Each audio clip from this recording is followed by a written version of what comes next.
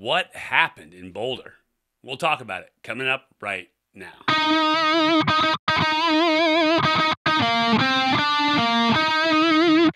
Hey everybody, welcome to Bear Insider, Ultimate Insider Podcast. I am Mike Pawlawski, and today we are talking about that Colorado game, and boy, what a rough outing for the Bears.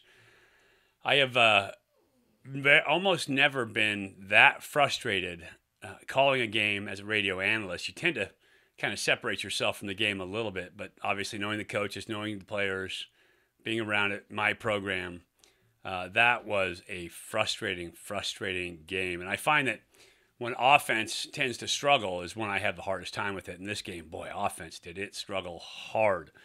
Later on in the podcast, we will talk to Coach Wilcox about what happened. We will also talk to Daniel Scott and get some insights from a senior safety, fantastic football player, one of my favorites right now for the Bears. So we'll get those coming up. But let's talk about that Colorado game first. Whenever we talk to Coach Wilcox, and you'll hear it kind of a repetitive theme over and over and over, is that you need to win the one-on-one matchups when you find them. And so that's a huge part of any game of football. And what you're trying to do as a coach is figure out where those one-on-one matchups are, and then your guys need to go out and perform and win them. Well, in this game, Colorado was winning those one-on-one matchups, be it at the line of scrimmage with the big boys, be it in the secondary with corners against receivers trying to block them or receivers trying to run routes. Colorado was winning those one-on-one matchups. Linebacker safeties coming through on pass pressure. Those guys were winning. And there's no easy way to sugarcoat that. That's what was going on. On top of that, Coach Wilcox told us at halftime that a huge piece of, or not just a huge piece, but the team needed to block better, the team needed to block better, catch better, run the ball better, and protect better. And they weren't doing it.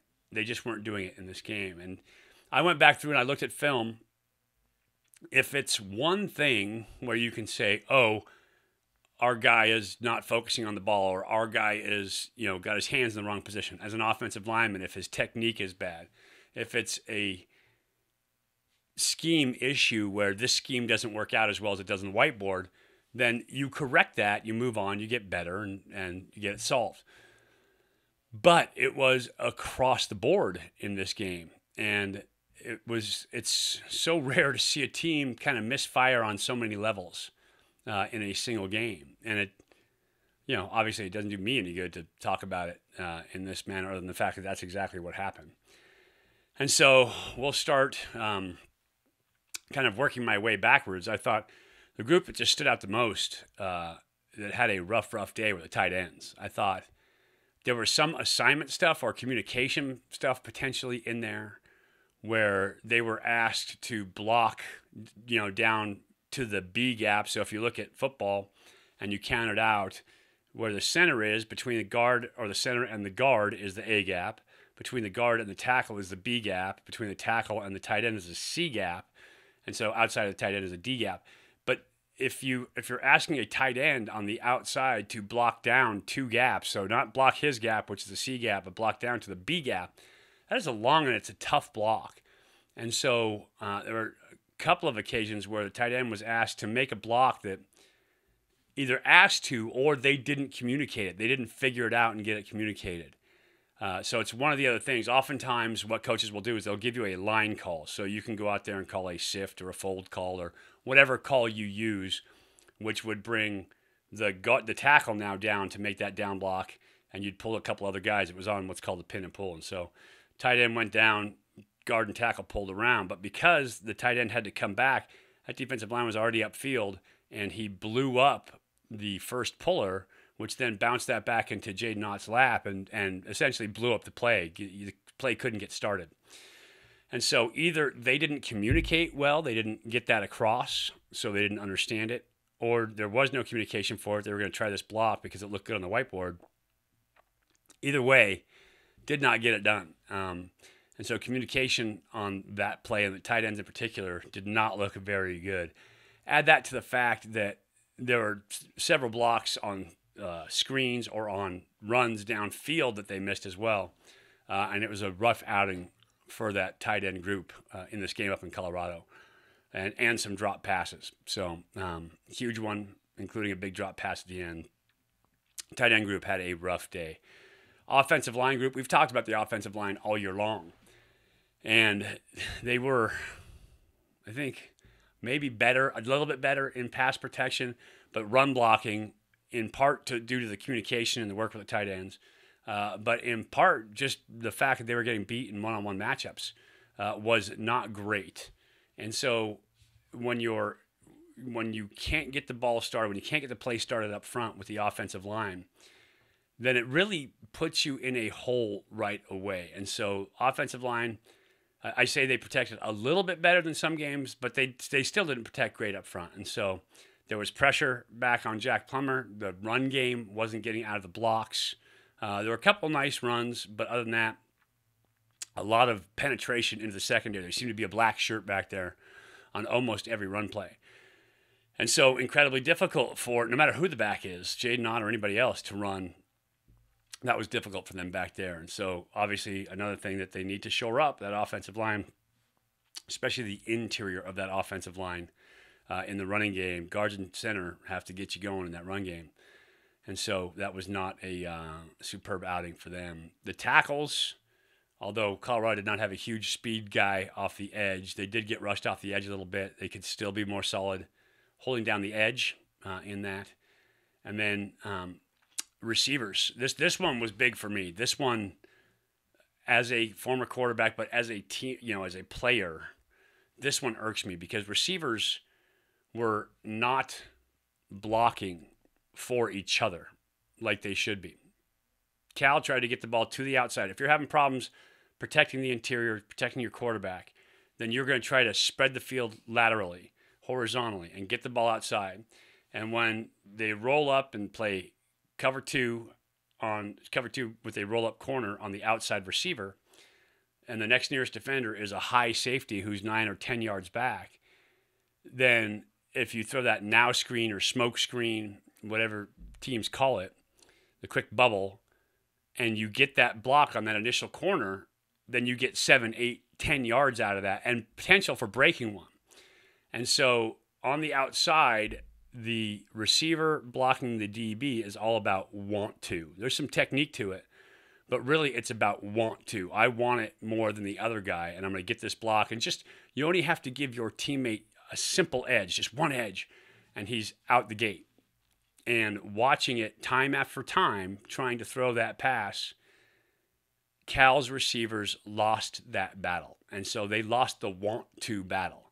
And to me, that was the most frustrating piece of the entire day, because I know what it takes to make that block.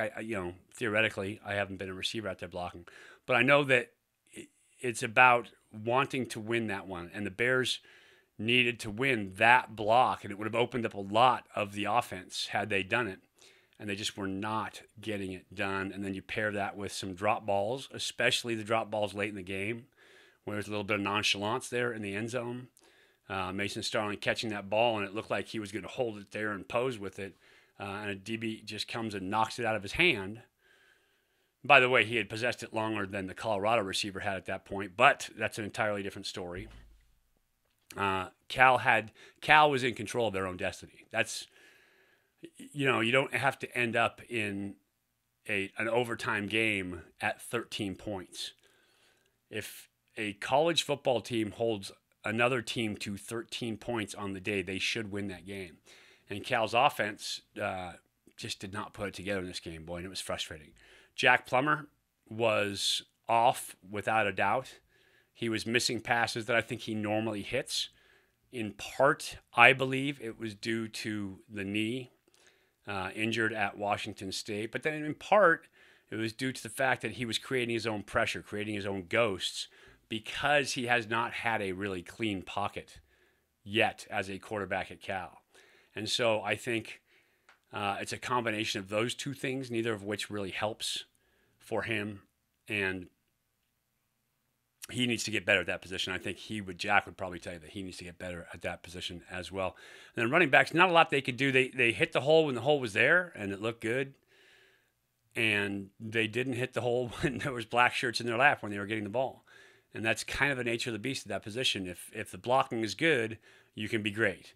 If the blocking is bad, it's almost impossible to be great. And Jay Knott has created some blocking for himself this year, but you can't do that down in and down out and expect to be successful. And so overall, a rough one offensively for you. And you may have noticed that I didn't talk about the defense here very much, because defense did their job. They held Colorado to 13 points. And now, yeah, coaches will tell you there's a couple big, passes there where you're there for contested catches and you knock that ball down, but their guys get scholarship checks too. And so, yeah, could you make the play? Potentially, Lumaja Hearns was there for one when he got injured on a jump ball, and could have made the play there. There was another one down the field that they could have made a play, and so there was an opportunity to make a couple plays in the pass game. And I'm sure there's other things that coaches cleaned up, but again, I go back to the fact that if you hold a team to 13 points, you should win that football game. And Cal, by all rights, if they could have put together any offense whatsoever, they should have won that football game, and they just didn't get it done. And so that's my take on the game.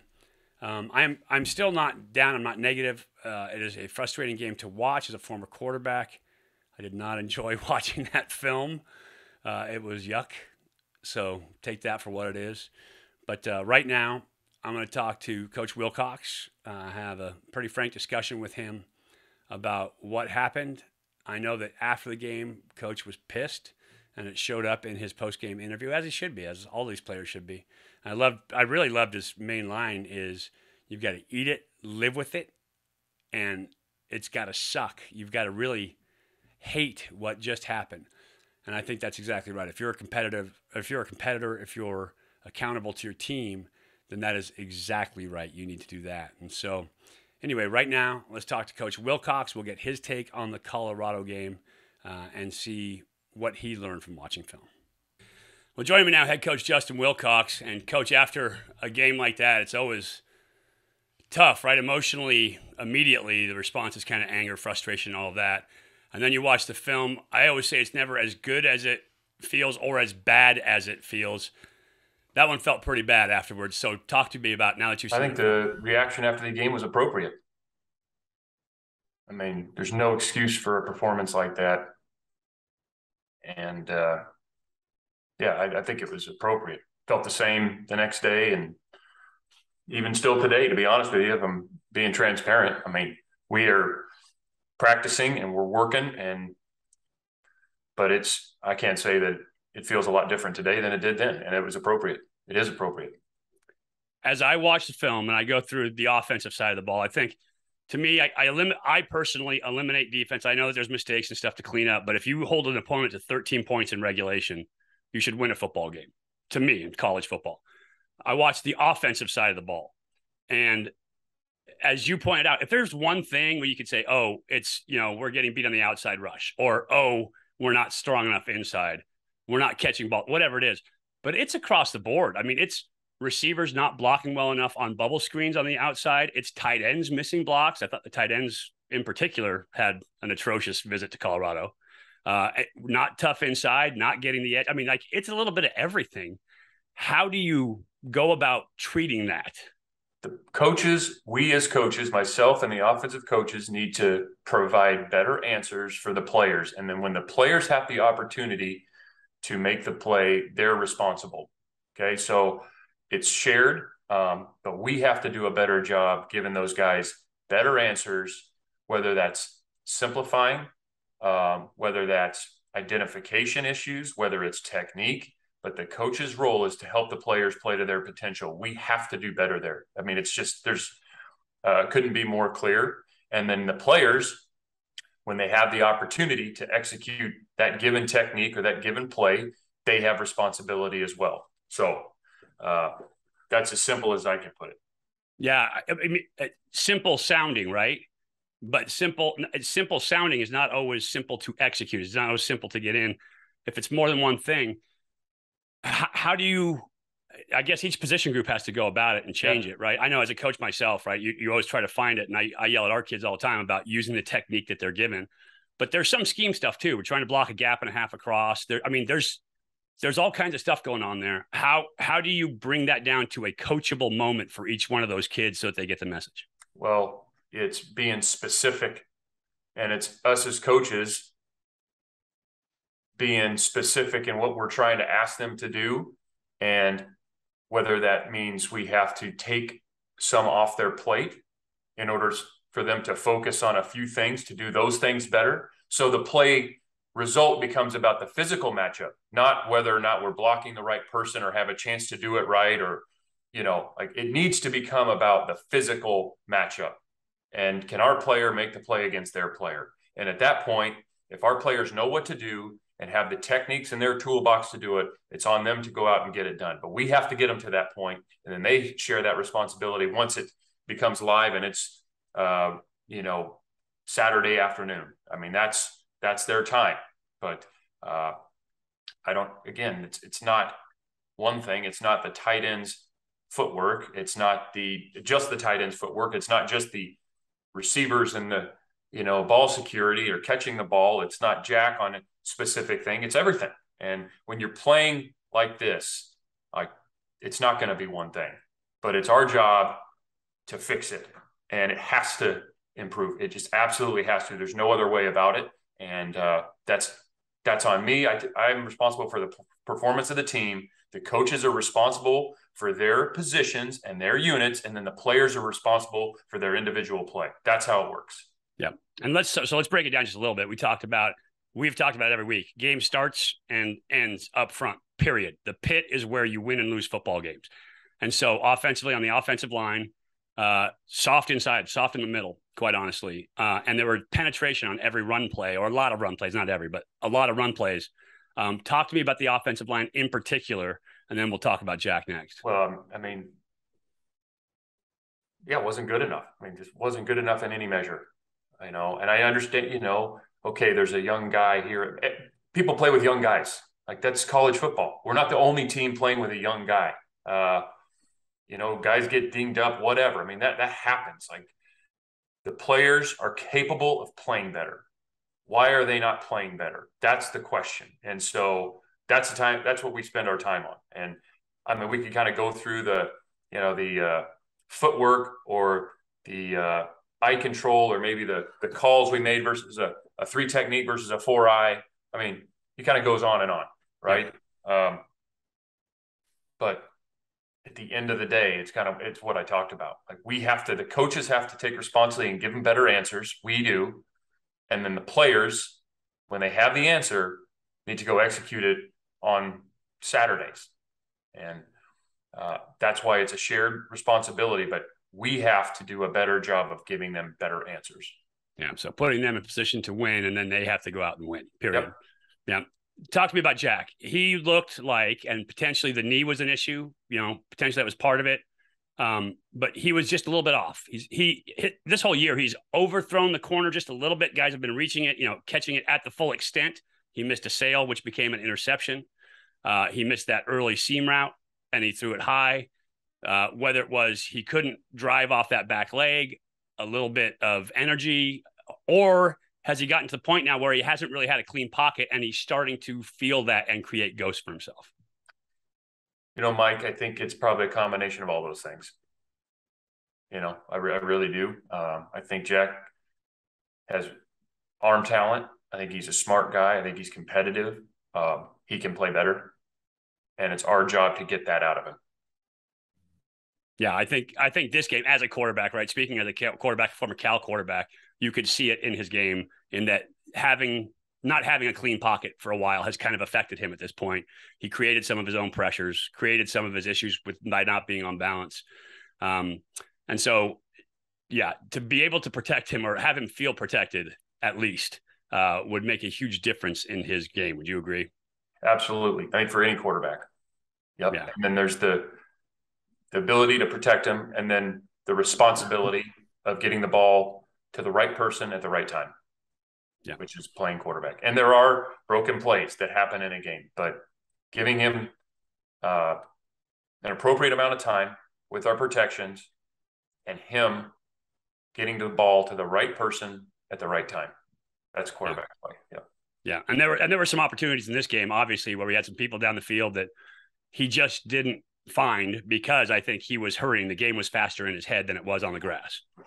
Yeah, I think that's probably fair to say. Yeah. Talk to me about the receiver group, because there's a group that's physically talented, gifted guys, and they go out and they have drop passes, right? Some of that is nonchalance. Some of that is trying to do something before you get the ball in your hands. But the biggest part to me, the part that really bugs me watching that as a quarterback coach, play all that, not blocking for each other, not getting their blocks on the perimeter when you're throwing bubble screens.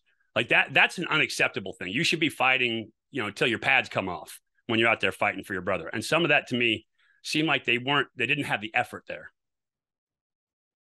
I agree with you. I mean, I watched it live and then I watched it the next day. And I mean, my blood's still boiling watching our guys get blown up on the perimeter. Yeah. I mean, there is no excuse for that.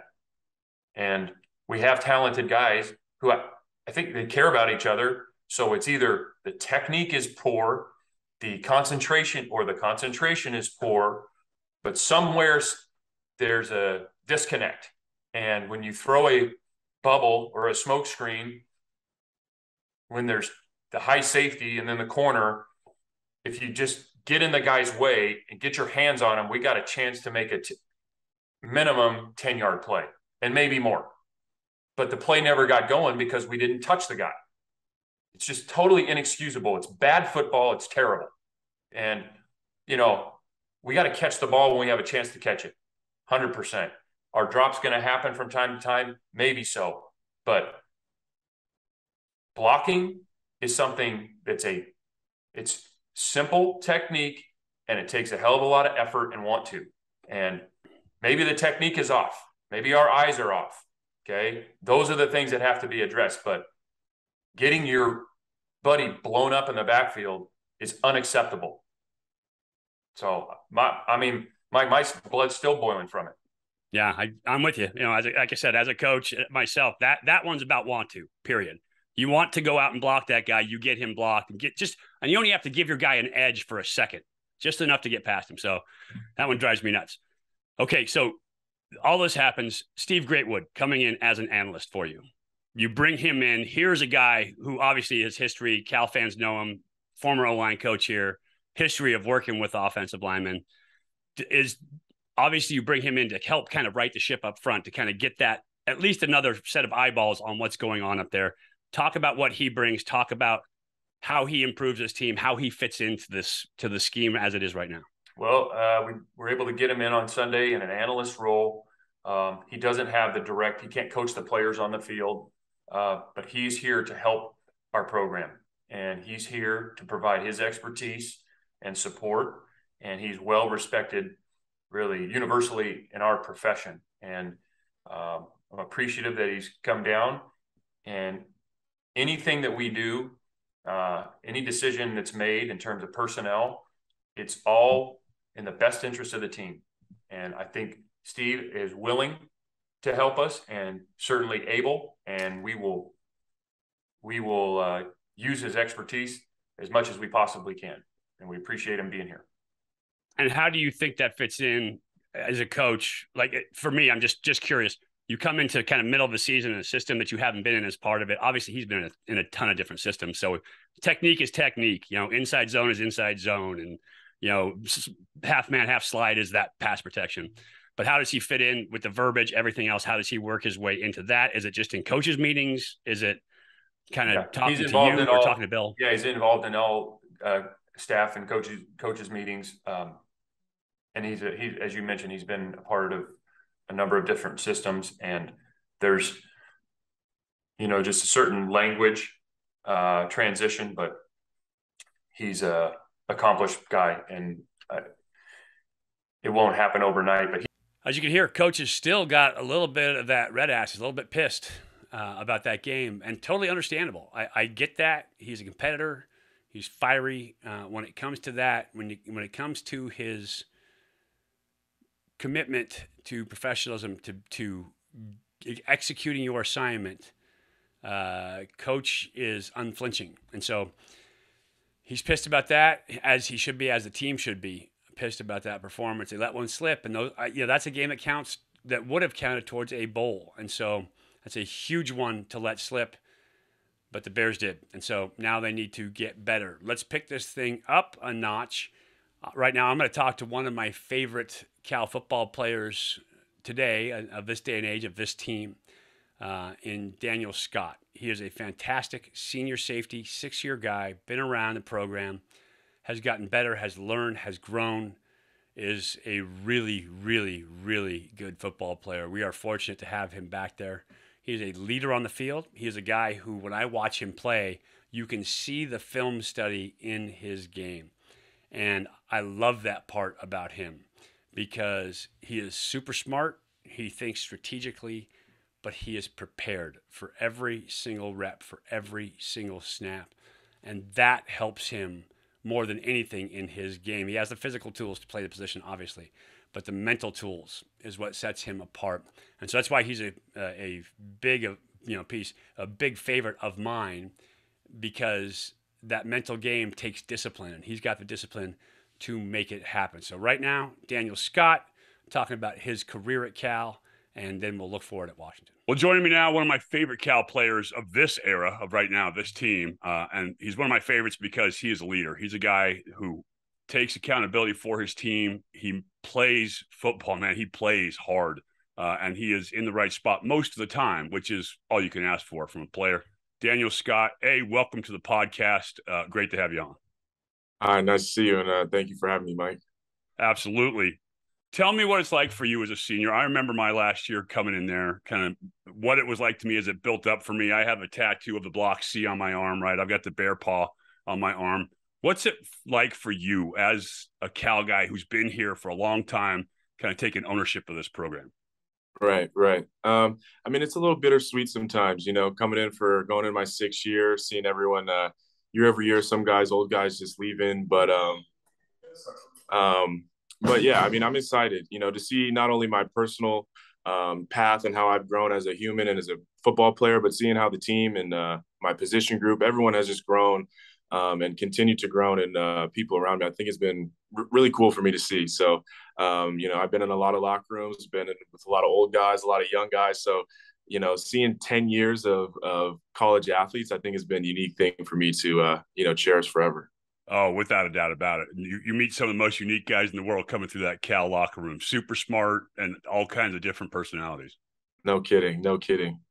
Yeah. So I went on to play 11 years pro, and I always harken back to the Cal locker room. If you're looking for a locker room with dudes that, got your back, guys who are smart, great football players, the Cal locker room is it.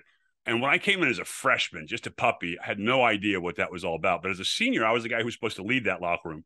You're in that position now. Talk about being a leader on this team with your experience, how you approach that. Right. I mean, I was very similar to you, Mike. It kind of took me a little bit to utilize the locker room and to utilize those networks and connections that I made, from freshman year all the way until now.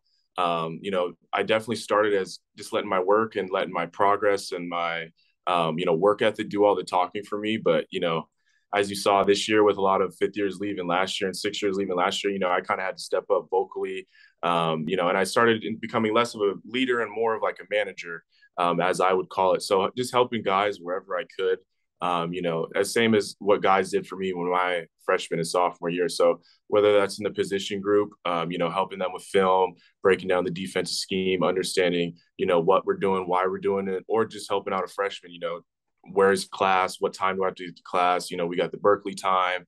Even guys want some food. I'm a foodie myself. So if guys want to figure out some food that are out of town, I'm always there. So just continuing to be a helping hand to anyone on the team that I can, because I knew that I took for granted, some of the things that I was given freshman, sophomore year. Yeah, and we're going to look at film in just a second. A huge piece of that is, right, the film study, understanding how to study film. I came in out of a wing T offense as a quarterback. I was all state as a safety. I was all county as a quarterback. So I knew nothing about the position. I was still backpedal dropping. Like, I knew nothing about playing quarterback. Troy Taylor was the quarterback ahead of me, head coach at Sac State now. And he really taught me, by trying to emulate him, how to study film, how to study defenses, how to go about my business. How much of your game helping these younger kids is just setting the example through what you do?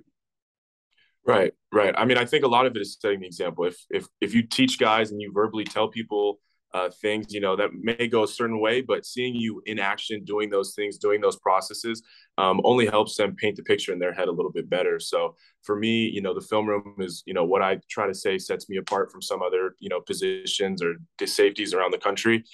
So I utilize that as much as I can. A lot of our coaches this year have been saying, when you go out on the game, it's really how well you studied, before the open book test. You have all the film, you have all the cut ups, you have all what you need before the game to study. So when you come here on game day, it should be second nature to you. So I pride myself a lot on that. And I think Cal guys in general pride themselves on that. And we're going to continue to do that.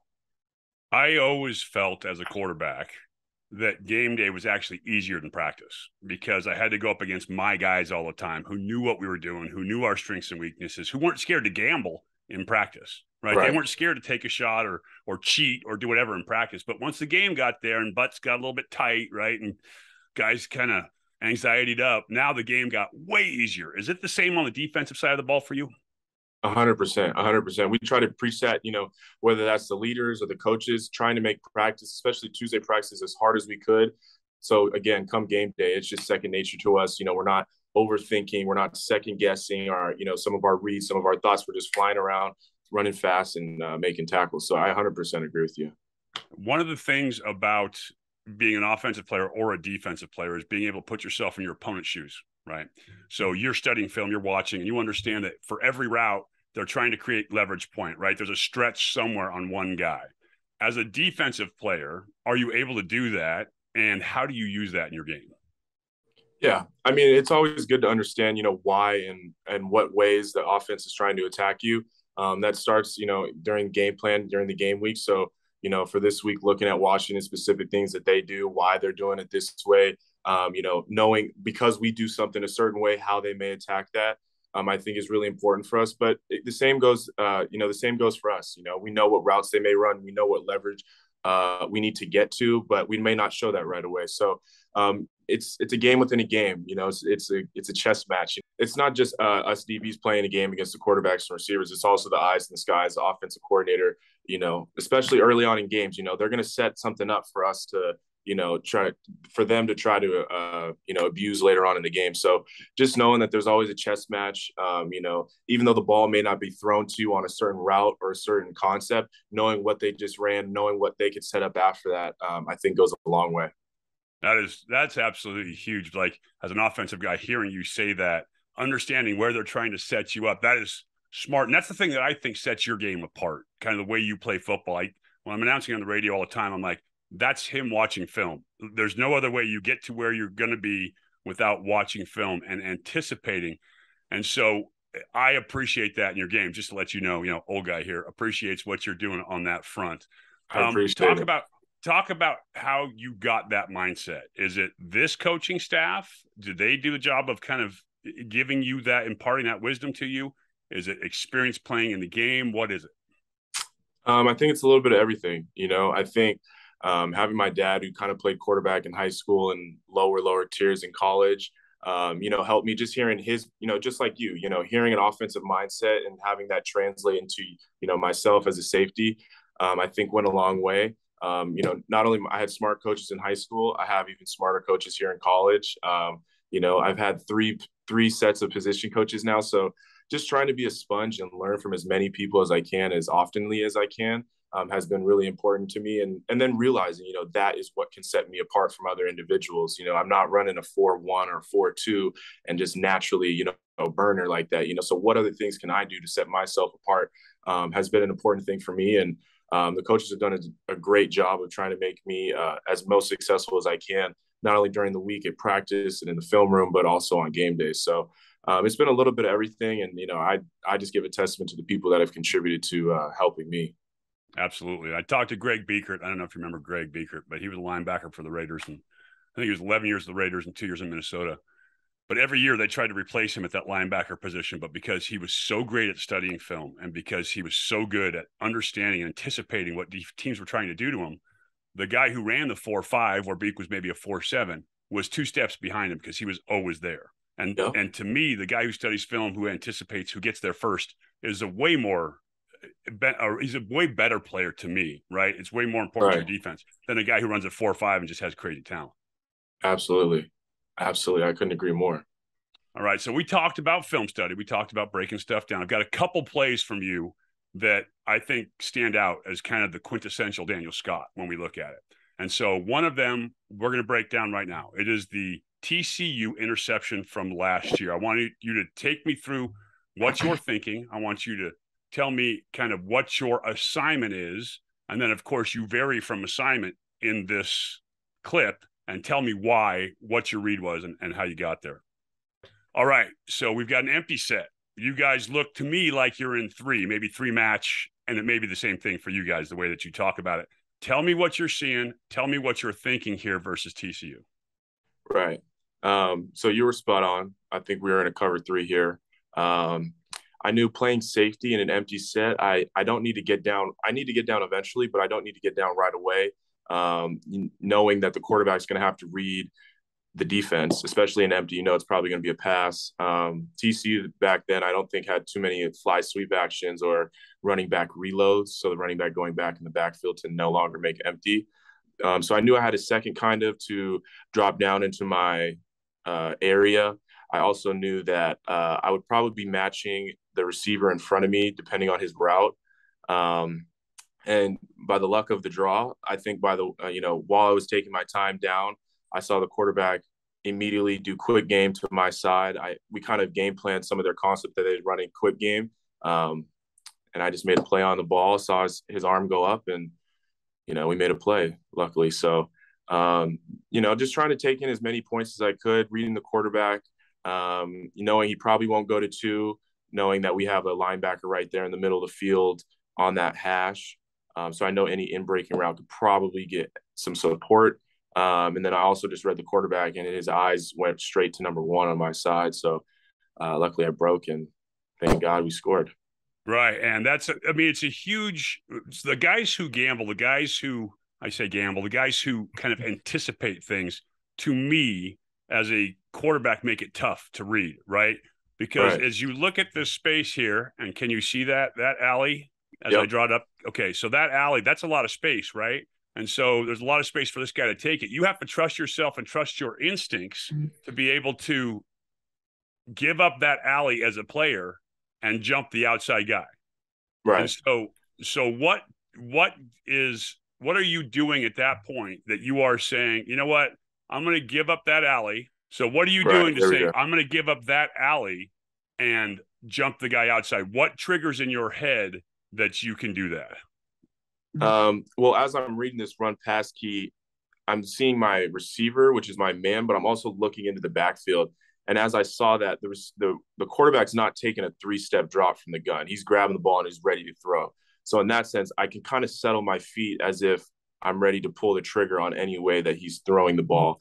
Now, I don't quite remember a whole lot last year if he was looking directly at me. I want to say he was looking at the number 1 receiver here on the bottom of the screen. But I kind of saw his shoulders. He was kind of starting to open up more and more and more to the sideline. And I knew he was going to go to some short route underneath, knowing that my corner is playing off in his third. Yeah. And so that's huge. That's instinctive, but that's also film study. How did film study play into that? Right. I think, I'm sorry. I have terrible, long-term memory.